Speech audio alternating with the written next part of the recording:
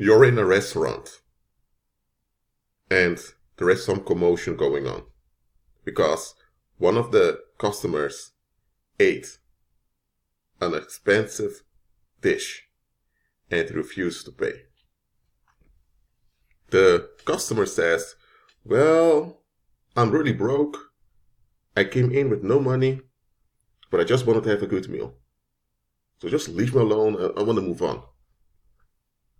What happened? The manager came and told the staff members to let him go.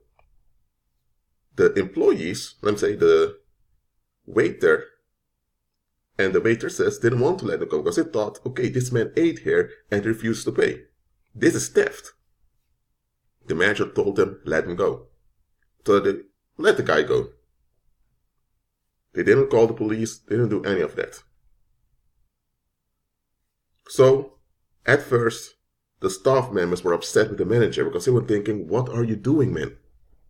This guy came here knowing full well that this is a restaurant, that if he comes here, he needs to pay to get food. How can he come here, drain us of our resources, and expect us to take it? So what happened was that the manager placed a ban on the guy. The guy could not come to the restaurant anymore. But look at this. Because the staff remained polite and kind to him, while he was raging and screaming because he wanted to be left alone, the other customers were shocked, thinking, what? This guy comes to this restaurant, exploits the people, and when they ask him for his tribute, that means paying the bill for the food, now he's raging, now he's upset. So the other people began to talk about this guy, saying, who is this guy? Eventually, the guy couldn't go to any restaurant in that town anymore because he did the same thing everywhere he went. And here's the wisdom of the manager. The manager didn't want to call the police because to call the police would imply that the night of the other customers would be disturbed. The other customers came to have dinner or to have a meal. They didn't come, and they didn't pay to witness a police drama. So the manager considers the well-being as well as the interest of the other customers above the fact that that scam artist plays them. And it worked out far better in the long run, because the way the manager managed the situation triggers others in that community to honor him, because he dealt with the situation in an honorable manner. He looked at the bigger picture.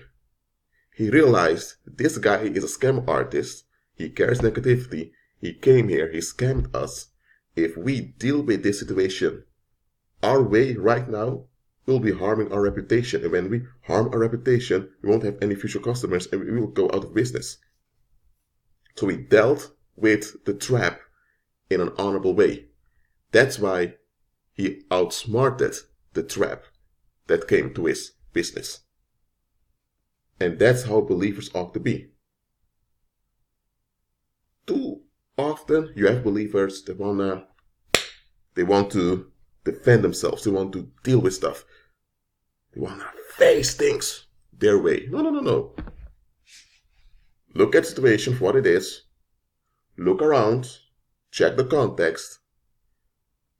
Remain in prayer. And now you act in a constructive way to both nullify the danger and to outdo the trap that was set for you.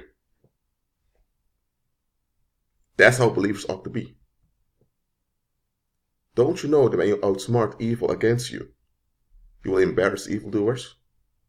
Don't you know that when you outsmart evil, you'll be forcing perpetrators to destroy themselves if they don't want to comply with justice?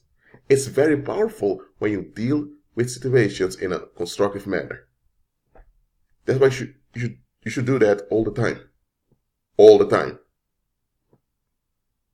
Well, That's my message for you for this evening. Keep agreeing with Christ and be at peace.